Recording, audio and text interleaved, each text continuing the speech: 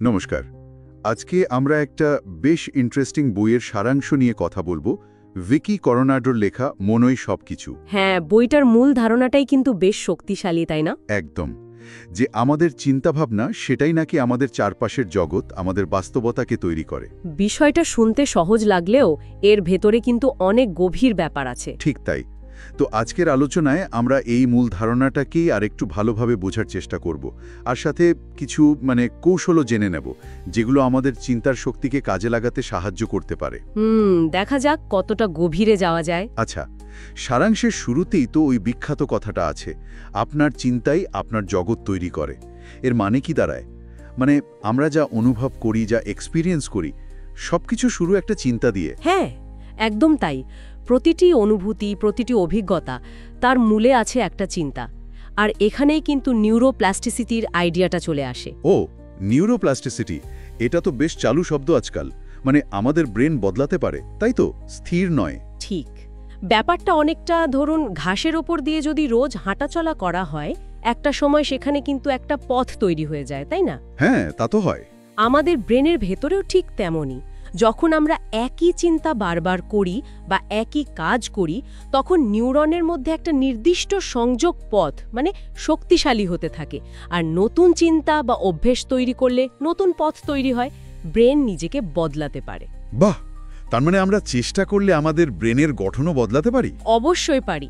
আর এখানেই পরের পয়েন্টটা আসে, যেটা আরও বেশি ইন্টারেস্টিং। সেটা হলো আমাদের অবচেতন মনের ক্ষমতা। হ্যাঁ হ্যাঁ, সারাংশে পড়েছি আমাদের জীবনের নাকি প্রায় 95% নিয়ন্ত্রণ করে এই অবচেতন মন। এটা কি সত্যি 95%? হ্যাঁ, প্রায় 95%।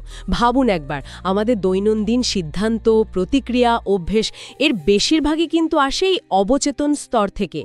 আর এই মনে গেঁথে থাকে আমাদের বহু পুরনো বিশ্বাস। পুরনো বিশ্বাস ছোটবেলার শোনা কথাগুলো? ঠিক।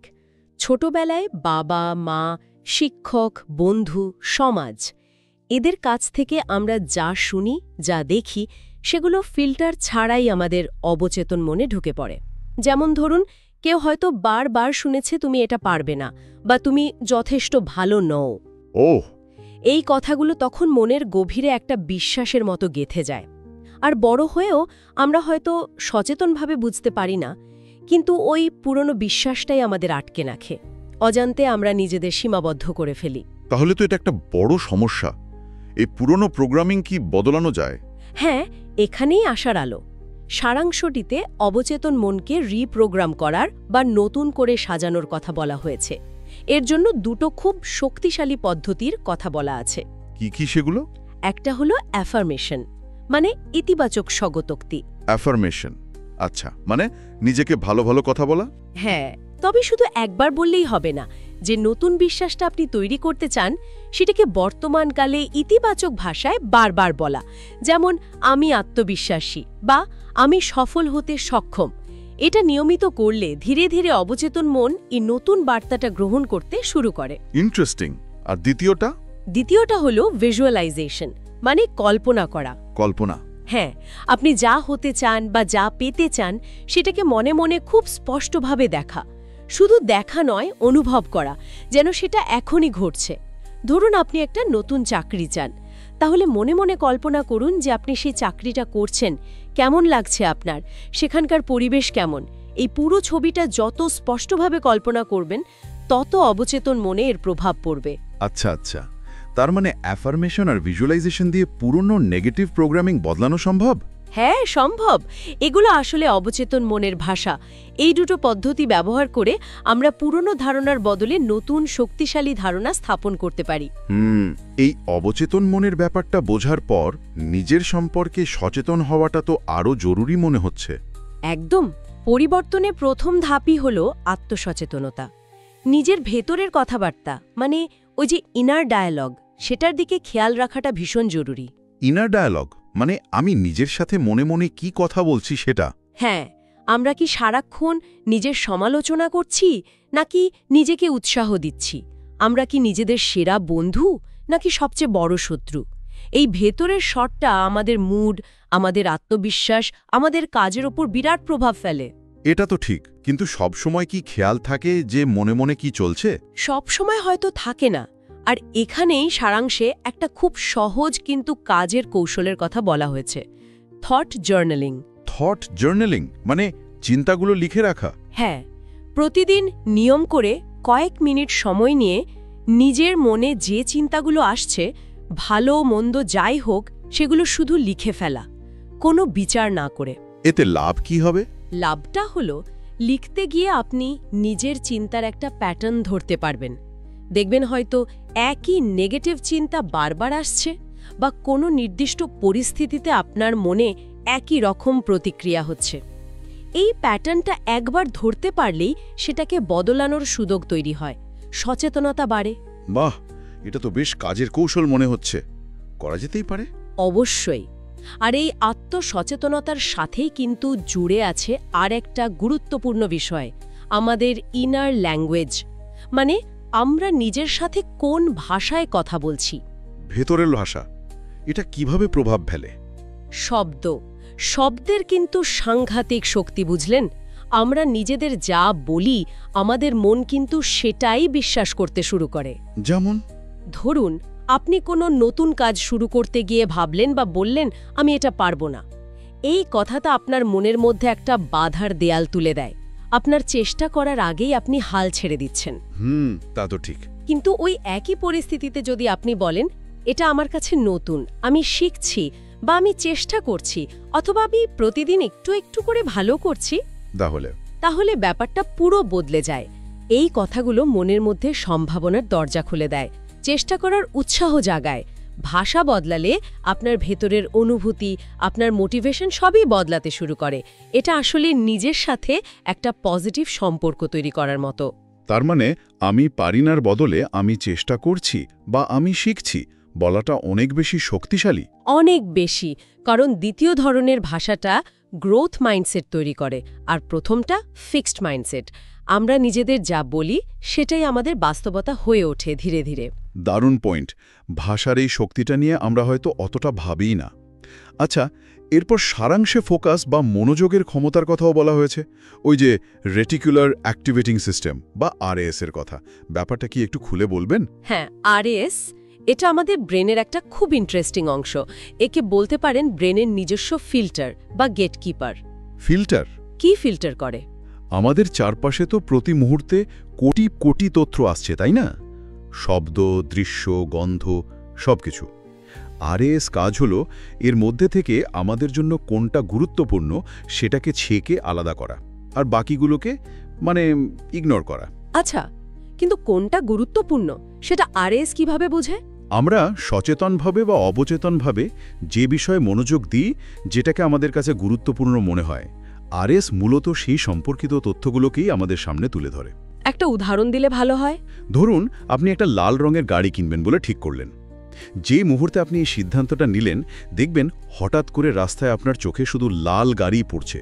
আগে হয়তো ওগুলো ছিল, কিন্তু আপনি খেয়াল করেননি। হ্যাঁ, এরকম তো হয়। এটাই আরএএস এর কাজ। আপনি লাল গাড়ির উপর ফোকাস করেছেন, তাই আপনার আরএএস এখন চারপাশ থেকে লাল গাড়ির তথ্যগুলোকেই আপনার মনোযোগে নিয়ে আসছে। এটা অনেকটা সার্চলাইটের মতো। আপনি যেদিকে আলো ফেলবেন সেদিকটাই দেখতে পাবেন। তার মানে আমি যদি সারাক্ষণ সমস্যা নিয়ে ভাবি, তাহলে আরএএস আমাকে আরও সমস্যাই খুঁজে এনে দেবে। ঠিক তাই। যদি আপনার ফোকাস থাকে, আমার জীবনে কত সমস্যা, আমার হাতে টাকা নেই, কেউ আমাকে বোঝে না, তাহলে আপনার আরএস এই ধারণাগুলোকে সমর্থন করে এমন ঘটনাই আপনার চারপাশে বেশি করে খুঁজে বের করবে। আপনি সুযোগ বা সমাধানগুলো দেখতেই পাবেন না, কারণ আপনার সার্চ লাইট সেদিকে ফেরানোই নেই। এটা তো সাংঘাতিক ব্যাপার, একই সাথে শক্তিশালী, আবার একটু ভয়েরও। হ্যাঁ, কিন্তু ভালো দিকটা হলো আমরা সচেতনভাবে আমাদের ফোকাস বদলাতে পারি। যদি আমরা সমস্যার বদলে সমাধানের দিকে মনোযোগ দিই, অভাবের বদলে প্রাচুর্যের দিকে তাকাই, বাধার বদলে সম্ভাবনার দিকে ফোকাস করি, তাহলে আরএস সেই জিনিসগুলোকেই আমাদের সামনে বেশি করে আনবে। একদম। সুযোগ হয়তো সবসময়ই থাকে, কিন্তু আমরা সেটা দেখতে পাই তখনই যখন আমরা সেটা খুঁজি বা সেটার দিকে মনোযোগ দিই। তাই মনোযোগ কোন দিকে রাখছি সে ব্যাপারে সচেতন হওয়াটা ভীষণ জরুরি। এটা অনেকটা নিজের হাতে স্টিয়ারিং রাখার মতো। বোঝা গেল। মনোযোগের এই শক্তিটাকে কাজে লাগাতে হবে। ঠিক। আর এই সব কিছুর সাথেই জুড়ে আছে মানসিক সুস্থতার ব্যাপারটা। আমরা যেমন শরীরের যত্ন নিই, ঠিকঠাক খাই, ব্যায়াম করি, হ্যাঁ, তেমনি মনের যত্ন নেওয়াটাও কিন্তু ততটাই জরুরি। সারাংশে এটাকে মেন্টাল ডায়েট বা মানসিক খাদ্যের সাথে তুলনা করা হয়েছে। Mental diet, interesting. হ্যাঁ, মানে আমরা সারাদিন ধরে আমাদের মনে কি ধরনের তথ্য ঢোকাচ্ছি। আমরা কি সারাক্ষণ নেগেটিভ খবর দেখছি বা শুনছি? আমরা কি এমন মানুষের সাথে মিশছি যারা সারাক্ষণ সমালোচনা করে বা নিরাশাবাদী? ও আচ্ছা, এইগুলো হলো অস্বাস্থ্যকর মানসিক খাদ্য। ঠিক, যেমন ফাস্ট ফুড বা জাঙ্ক ফুড শরীরের ক্ষতি করে, তেমনি এই নেগেটিভ তথ্য, আলোচনা বা সঙ্গ আমাদের মনের ক্ষতি করে, আমাদের চিন্তাভাবনাকে বিষিয়ে তোলে, আমাদের এনার্জি কমিয়ে দেয়। তাহলে স্বাস্থ্যকর মেন্টাল ডায়েট কি হবে? স্বাস্থ্যকর মানসিক খাদ্য হলো সেগুলো যা আমাদের মনকে ভালো রাখে, আমাদের উৎসাহ দেয়, আমাদের উন্নতি করতে সাহায্য করে। যেমন ভালো বই পড়া, পজিটিভ আলোচনা শোনা, যারা আপনাকে সাপোর্ট করে তাদের সাথে মেশা, আর অবশ্যই প্রতিদিন কিছু মানসিক অভ্যাস গড়ে তোলা। কি ধরনের মানসিক অভ্যাস?